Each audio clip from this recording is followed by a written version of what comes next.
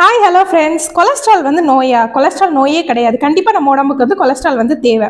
Cholesterol எப்போ நோய் ஆகுதுன்னு பார்த்தீங்கன்னா, நம்ம உடம்புல குட் கொலஸ்ட்ரால் பேட் கொலஸ்ட்ரால்னு ரெண்டு இருக்குது.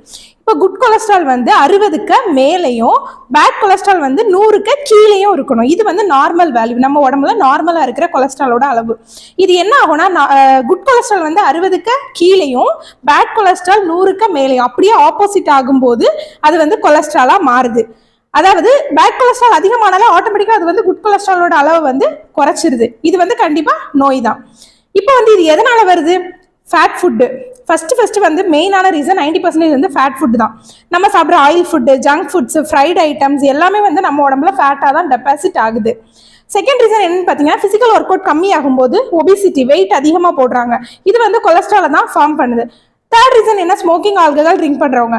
மேக்ஸிமம் 90% கொலஸ்ட்ரால் வந்து நம்ம எடுத்துக்கிற